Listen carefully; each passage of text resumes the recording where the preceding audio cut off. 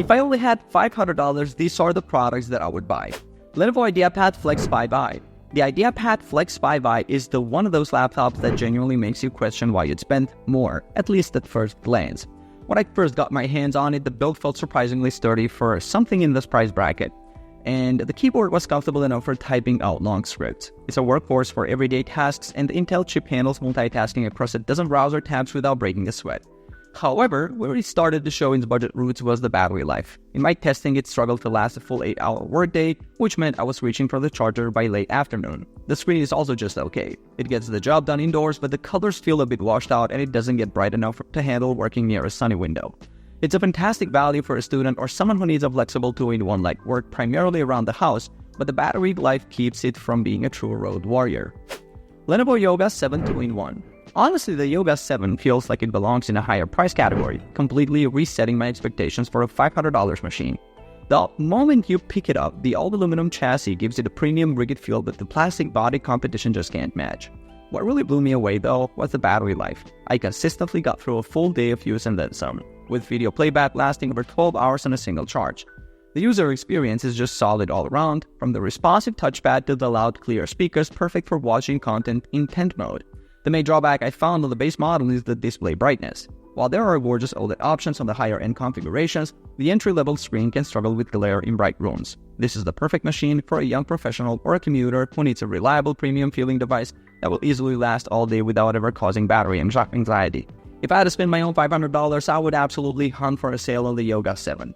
Its vastly superior battery life and premium build make it feel like you're getting away with a laptop from the next price bracket up. If I only had $1,000, these are the products that I would buy. Asus VivoBook 16 Flip. Honestly, this machine's 16-inch OLED screen completely spoiled me for other laptops in this price bracket. The colors are just that vibrant and the blacks are incredibly deep. In my testing, the Intel Core Ultra chip delivered really solid all-around performance and I was especially surprised by the battery life, which easily got me through a full workday and then some. You can even get some decent 1080p gaming done on the integrated graphics, which I didn't expect. However, it's not perfect. The keyboard feels a bit mushy for my taste, which became noticeable during long typing sessions. And while the speakers sound great when the laptop is in tent mode, they're a bit underwhelming in a normal clamshell position. For me, this is the perfect machine for a student or a professional who needs a large gorgeous canvas for work and media consumption and values battery life over a top-tier keyboard feel. HP OmniBook Ultra Flip 14. The first thing I noticed when I picked up the HP OmniBook was its fantastic build quality. The all-aluminum chassis feels incredibly sturdy and premium in a way that rivals much more expensive machines. The user experience is where it really shines. The keyboard is tactile and comfortable, the haptic touchpad is a joy to use, and the 4K webcam is genuinely outstanding, which is a rarity. While the 14-inch OLED display is sharp and colorful, its glossy finish really struggles in bright rooms, causing some distracting reflections. My biggest gripe, though, is the port selection. Having no USB-A or HDMI ports meant I was living the dongle life, which is a real pain when you're on the go. This laptop is absolutely for the professional on the move who prioritizes a compact, premium-feeling device with a fantastic webcam for video calls and can live with carrying an adapter. Between the two, I would buy the HP OmniBook Ultra Flip 14 because its superior portability, build quality, and excellent webcam make it a more practical companion for my frequent travel and video meetings. If I only had $1,500, these are the products that I would buy. Lenovo Yoga 9i 2-in-1 Aura Edition 14. This one completely redefines what you can get at this price. Honestly, this screen ruined other laptops for me. The 14-inch OLED display is just stunningly vibrant and smooth with its 120Hz refresh rate, making everything from scrolling to watching movies feel incredibly premium. In my experience, the build quality is top-notch. The all-aluminum chassis feels solid and durable, with a hinge that's stiff enough for tablet or tent mode without any wobble. I could comfortably type on the keyboard for hours, and the battery life is no joke. It easily gets through a full day of use. My only real gripe is that it's not a performance beast for the money. The Intel processor can feel a bit sluggish under heavy loads compared to some rivals. It's the perfect machine for students or mobile professionals who value a premium build, a gorgeous display for media consumption, and all-day battery life over raw processing power. Microsoft Surface Pro 11th Edition. The Surface Pro 11 is the best-looking and most refined version of the tablet that can be a laptop I've ever tested. But it comes with one major asterisk. As a tablet, it's brilliant, light, easy to hold, and the OLED screen is a joy for drawing or taking notes. The battery life is fantastic, easily lasting a full workday. The problem is the Snapdragon ARM chip. While it handles everyday office tasks and web browsing without a problem, I ran into compatibility and performance issues with some older or more niche professional software that wasn't built for ARM. That emulation performance drop is noticeable and can be a real workflow killer. This is the device for someone who wants the absolute best Windows tablet experience for media, browsing, and modern Microsoft 365 apps, and is willing to live within that ecosystem. If I had $1,500, I would buy the Lenovo Yoga 9i because its fantastic traditional laptop experience and broader software compatibility make it a more reliable and versatile machine for my needs. If I only had $2,000, these are the products that I would buy. Asus ProArt PX13. The ProArt PX13 is the pocket rocket I didn't know I needed, packing an absurd amount of power into a tiny 13-inch convertible body. In my experience, this machine is a portable workstation in disguise. I threw some demanding 6K video files at it, and the combination of the Ryzen AI 9 processor and RTX 40 series GPU handled them with surprising ease for a laptop this small. The 3K OLED screen is a showstopper. Honestly, the color accuracy and deep HDR contrast have ruined most other laptops' displays for me. It's not perfect though. When you push it hard, the fans get loud, hitting around 55 decibels, so it's not exactly a quiet workhorse. And while the display's color is phenomenal, it's capped at the 60Hz refresh rate. For me, this is the ultimate laptop for the serious creator on the move. A videographer, designer, or photographer who prioritizes color-accurate performance that can be stuffed into any backpack and doesn't mind some fan noise as a trade-off for that power. Samsung Galaxy Book 5 Pro 360.